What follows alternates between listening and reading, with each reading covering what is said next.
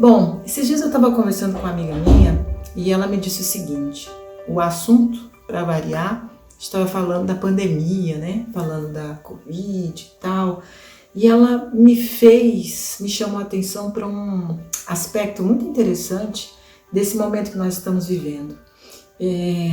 Nós estamos com quase 300 mil mortes. Em um ano de pandemia, quase 300 mil pessoas morreram e quantas milhões de pessoas não foram infectadas, né? Graças a Deus, eu aqui em casa, a gente não foi infectado. Na nossa família mais próxima, sim, meu irmão foi infectado no ano passado, mas teve sintomas mais leves.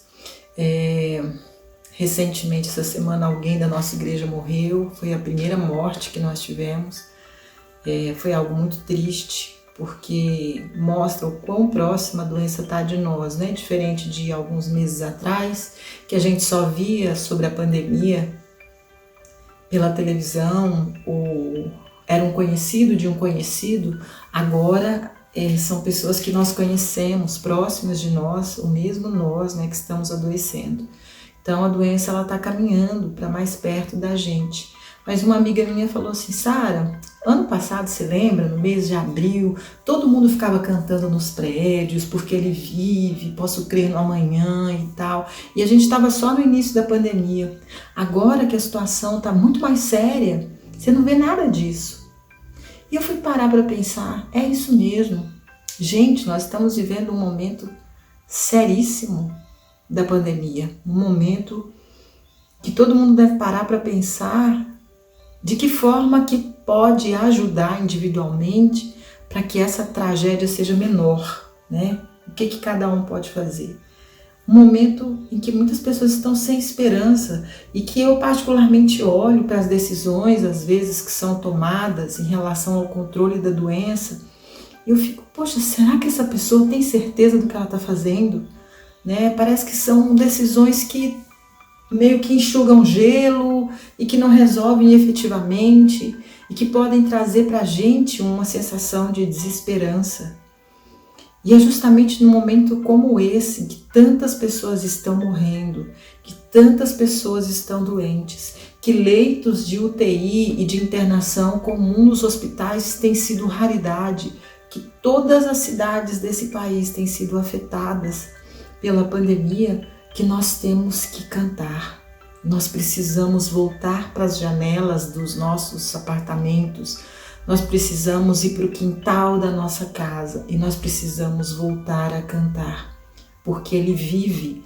Posso crer no amanhã. Nós precisamos voltar a cantar e olhar para aquele que nos dá esperança. Por que nós paramos de cantar? Tá certo que cantar pode não resolver o problema da contaminação, da pandemia, mas cantar traz para o nosso coração, traz à nossa memória que o nosso olhar não pode estar aqui nessa situação tão terrível que nós temos vivido. A nossa esperança está nele, no Senhor. E é para Ele que a gente tem que cantar, dizendo e declarando que nós cremos que, apesar da gente olhar aqui e as coisas parecerem estar fora de controle, nós cremos que Deus não perdeu o controle da situação. Nós precisamos voltar a cantar porque Ele vive. Posso crer no amanhã, porque Ele vive. Temor não há. Então, quando a gente declara verdades como dessa música, nós estamos dizendo: Senhor, eu sei que o Senhor tem o controle de todas as coisas e por isso eu não vou me desesperar, porque a minha esperança, o meu olhar, a minha vida está nas Tuas mãos. E pensando nisso, eu me lembrei da situação em que Paulo e Silas, lembra dessa história? Paulo e Silas foram presos porque fizeram algo na vida de alguém, foram instrumento de milagre, de cura na vida de alguém, e eles foram presos porque eles tinham sido canal de bênção de Deus na vida de alguém. E eles estavam na prisão, eles apanharam. E a Bíblia conta, a Bíblia relata que eles estavam à meia-noite presos. e eles cantavam. Olha a situação de desesperança que poderia, tudo aquilo que tinha acontecido com eles podia gerar neles. Mas não gerou. Eles estavam cantando. E enquanto eles cantavam, as coisas aconteceram. A Bíblia narra que as portas, os trincos da prisão se abriram, que houve um terremoto ali dentro. E por causa daquele louvor, Deus veio, se manifestou de maneira poderosa e salvou até a vida do homem que vigiava, que tomava conta lá dos presos. Foi um milagre que aconteceu. Então, não é que eu estou afirmando para você que enquanto a gente canta, vai acontecer um milagre de todas as pessoas que estão doentes serem curadas e de ninguém mais se contaminar. Mas vai acontecer um milagre de nós sabermos que a nossa esperança está em Deus e que nós devemos louvar a Ele em todo o tempo. Estejamos nós felizes, estejamos nós com medo, estejamos nós com o coração meio que sem esperança.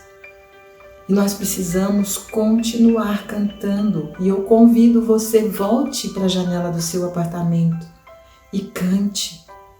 Vamos voltar para a janela do apartamento. Vamos voltar para o nosso quintal. E vamos cantar. E vamos dizer que a nossa esperança está em Deus.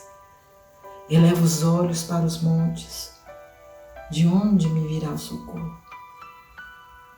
O meu socorro vem do Senhor, que fez os céus e fez a terra.